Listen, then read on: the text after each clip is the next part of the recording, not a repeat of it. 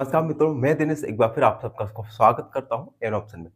मित्रों, आज हम एक्सरसाइज 1.3 का क्वेश्चन नंबर 3 को सॉल्व करेंगे, जिसमें हमें फिल इन द ब्लैंक्स खाली स्थान को भरना है। तो चलिए सॉल्व करते हैं। क्वेश्चन नंबर फर्स्ट है 369 डिवाइड बाई 369 में हम किस इंटीजर का डिवाइड करें कि हमें 369 ही मिले। तो बच्चों, हमने ओवरव्यू में जाना था कि अगर किसी इंटीजर में हम 1 का डिवाइड करते हैं तो हमें वही इंटीजर प्राप्त होता है। तो हम 369 में अगर 1 का डिवाइड करेंगे तो हमें सेम इंटीजर यानी 369 ही प्राप्त होगा। उसके बाद बी वाला देखते हैं, -75 डिवाइड बाई -75 में हम किस इंटीजर का डिवाइड करें कि हमें -1 प्राप्त हो। अब देखिए, अगर हम किसी इंटीजर का उसी इंटीजर के साथ डिवाइड करते हैं तो हमें 1 प्राप्त होता है। तो यहाँ पे हम -75 है तो 75 का डिवाइड करेंगे तो हमें -1 प्राप्त होगा। उसके बाद सी वाला देखते हैं, 206 -206 डिवाइड बाई 206 में किस इंटीजर का डिवाइड करें कि हमें 1 प्राप्त हो। अब देखिए, यहाँ पे एक बात तो हमें क्लियर हो चुकी है कि हमें सेम इंटीजर यानी 206 का डिवाइड करना पड़ेगा, लेकिन हमें प्लस का 1 प्राप्त हो रहा है तो हम -206 का डिवाइड करेंगे, क्योंकि जब दो नेगेटिव इंटीजर का डिवाइड किया जाता है एक दूसरे में तब हमें एक पॉजिटिव इंटीजर प्राप्त होता है।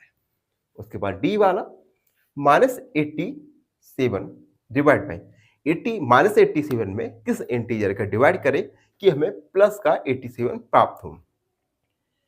तो अगर हम -87 में -1 का डिवाइड करें तो हमें 87 प्राप्त होगा।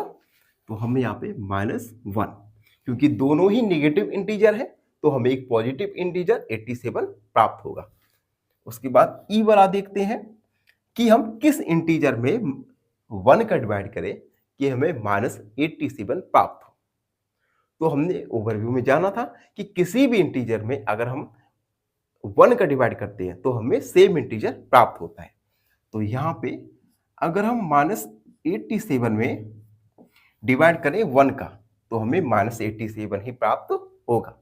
उसके बाद एफ वाला देखिए, एफ वाला थोड़ा अच्छा सवाल है कि हम किस इंटीजर में 48 का डिवाइड करें कि -1 प्राप्त हो। तो सबसे पहले अगर हम किसी सेम इंटीजर में ही डिवाइड करते हैं तो हमें 1 प्राप्त होता है, लेकिन हमें -1 प्राप्त हो रहा है तो इन दोनों में से कोई भी एक इंटीजर निगेटिव होगा। यहाँ पे प्लस का 48 पॉजिटिव इंटीजर है तो यहाँ पे माइनस का 48 आएगा। -48 में डिवाइड करेंगे पॉजिटिव 48 का तो हमें -1 प्राप्त होगा। अब देखिए जी वाला 20 में हम किस इंटीजर का डिवाइड करें कि -2 प्राप्त हो।